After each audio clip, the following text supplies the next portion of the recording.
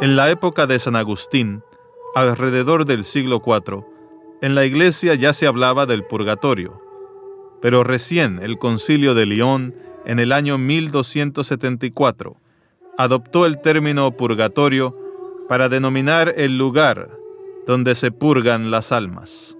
Al principio no era una doctrina de la Iglesia, pero poco a poco fue creciendo durante la Edad Media hasta que se solidificó como una doctrina oficial. La Iglesia enseñaba que el pecado tenía dos consecuencias, la culpa y el castigo.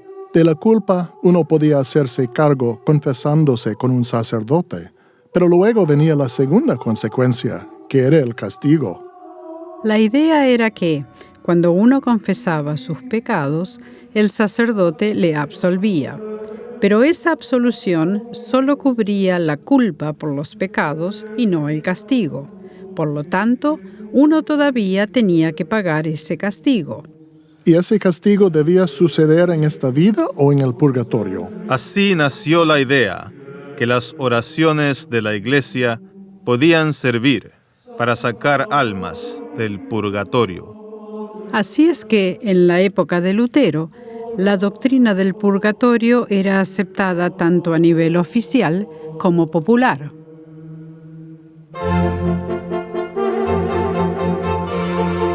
León X era el papa de entonces, y este hombre necesitaba dinero para él y para la Iglesia. El Papa León estaba construyendo San Pedro en Roma y necesitaba dinero para financiarlo. Además, por ser terrateniente, enfrentaba guerras en Italia. Por otro lado, toda la jerarquía de la Iglesia debía ser mantenida. Sí, León necesitaba mucho dinero. Y como le sucede a tantos cuando construyen, se volvió creativo. Y recurrió al terrible negocio que nunca debería haber sucedido otra vez en la Iglesia, en el cual el Papa vendía, mediante sobornos, los cargos de obispo, arzobispo o cardenal al mayor postor. Además de esto, el Papa necesitaba más dinero para construir San Pedro. Por esta razón, instituyó la venta de indulgencias. Alberto de Maguncia, el hermano menor del elector de Brandenburgo, era una persona muy importante, quien desde muy temprana edad tenía 3 cargos en la Iglesia, por los cuales había pagado, no vamos a decir sobornado, al papado. Con un adelanto que le diera el Banco Fugger de Augsburgo. A cambio, permitiría la venta de indulgencias en sus territorios. Por lo que tenía esperanzas de, a través de la venta de esta indulgencia, poder mantenerse a flote y salir de sus deudas. Las indulgencias eran plenarias, que eran las mejores clases de indulgencias que se podían obtener, ya que cubrían todo el tiempo que uno tuviera que pasar en el purgatorio. Ahora, si la indulgencia era un papel, ¿qué le daba autoridad para cortar el tiempo de alguien en el purgatorio? Tenemos que retroceder a los siglos XI y XII, cuando la Iglesia desarrolló la idea del tesoro de méritos. Ese tesoro contenía los méritos de Cristo, los méritos de la Virgen María y las buenas obras y méritos extras realizados por los santos. Todo esto era para la salvación. Ahora, de acuerdo a Roma, este tesoro de méritos estaba bajo la autoridad del Papa, quien era el único que poseía las llaves para liberar esos méritos para las personas. Y una de las formas en que lo hacía era a través de las indulgencias. No era un simple perdón de pecados en un papel, sino el perdón real y oficial de la Iglesia del tiempo que uno tenía que pasar en el purgatorio para expiar los pecados que el perdón de Dios no había quitado. La indulgencia, entonces, capacitaría a las personas a escapar de meses, años y eones en el purgatorio si pagaban por ella. Para la persona común, esto era como pagar por el perdón de sus pecados, lo cual no era cierto. La historia sobre quién tenía permiso para vender indulgencias es complicada, Pero, en definitiva, en el territorio vecino a donde estaba Lutero había alguien que las vendía y que era muy convincente. Se llamaba Juan Tetzel y era un monje dominicano que vendía las indulgencias plenarias. Pero ¿cómo hacía para vender indulgencias? Haciendo promesas. Prometía que comprando una indulgencia, por ejemplo, la abuela de quien uno teme está sufriendo mucho en el purgatorio, va a ser liberada de su sufrimiento. Y uno se acuerda que en vida no trató muy bien a la abuela, por lo que esto le daba la oportunidad de reparar el pasado. Para vender indulgencias, Tetzel armaba todo un espectáculo.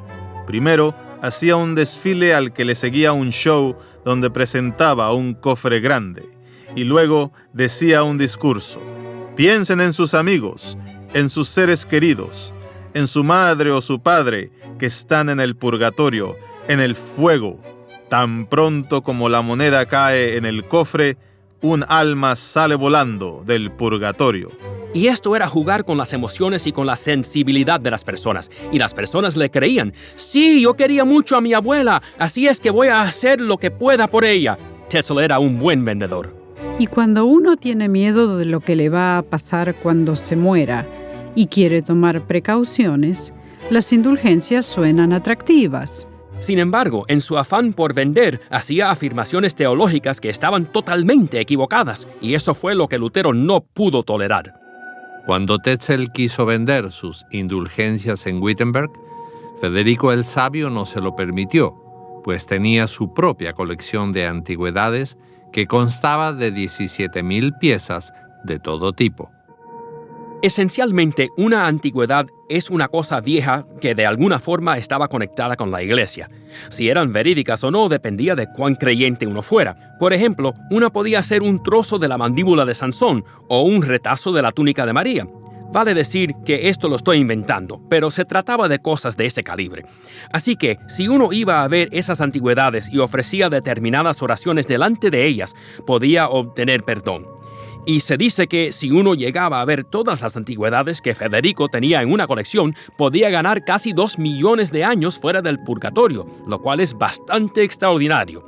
Esto también muestra la cantidad de tiempo que supuestamente las personas estaban pasando en el purgatorio, el cual era muy largo.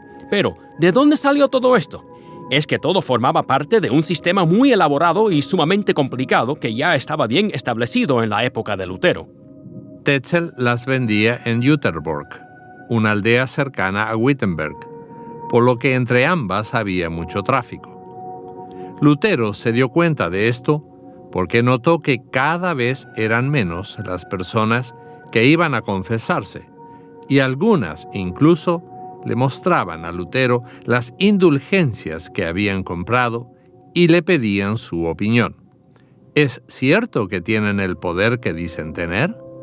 De hecho, decían que tenían tanto poder como para perdonar hasta quien hubiera deshonrado a la misma Virgen María. Por supuesto que Lutero estaba indignado por ello. Algunos le decían, no necesito la confesión y la absolución porque tengo una indulgencia plenaria que me vendió el arzobispo de Maguncia, el primado de Alemania. Una cosa es comprar una indulgencia para cortarle el tiempo a alguien que está en el purgatorio, y Lutero tenía problemas con eso. Pero alguien tuvo la brillante idea de decir que no había que esperar a estar muerto. Así que quienes podían compraban una indulgencia y tenían así la garantía de la iglesia de que sus pecados, cualesquiera fueran, eran perdonados, y así vivían. Al principio Lutero no conocía todas las maquinaciones políticas, económicas y eclesiásticas que estaban por detrás de la venta de indulgencias, pero sí sabía que esencialmente a su gente les estaban diciendo que tenían que pagar para recibir la misericordia de Dios.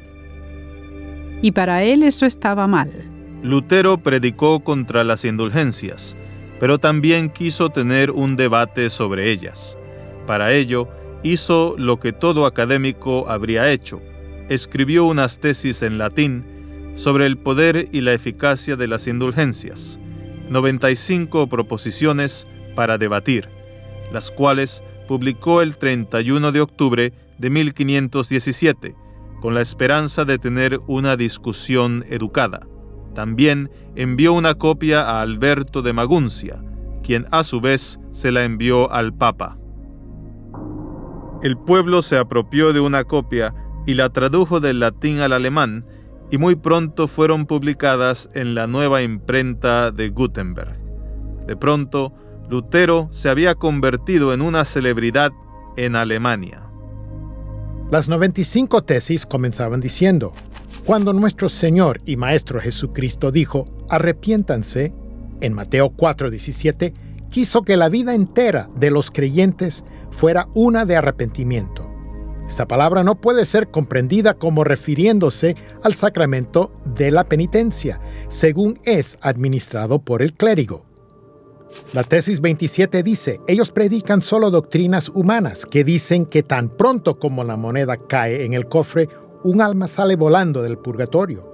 La tesis 82 dice: si el Papa puede redimir almas del purgatorio para ganar dinero para construir la iglesia, ¿por qué no ha liberado a todas las almas necesitadas en el nombre del amor cristiano?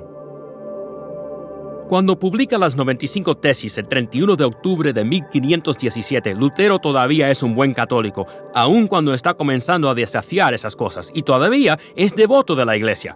Solo quiere obtener respuestas en cuanto a las prácticas correctas, especialmente de Tetzel, quien estaba arruinando lo que la Iglesia había establecido. Lutero no estaba tratando de decir: la justificación es por gracia a través de la fe en Cristo, pues esto todavía no lo sabía. Pero sí sabía que algo estaba muy mal en la Iglesia y que el Papa debía hacer algo al respecto. Para él fue una gran sorpresa darse cuenta que el Papa no estaba dispuesto a hacer algo, sino que también estaba implicado en ello. Pero en 1517 Lutero todavía cree que, una vez que presente los hechos, la Iglesia va a enmendarse. Cuando Lutero llega a Worms el 16 de abril, se encuentra con multitudes que le aclaman, recibiéndole como a un héroe conquistador, como al Hércules alemán que finalmente ha llegado.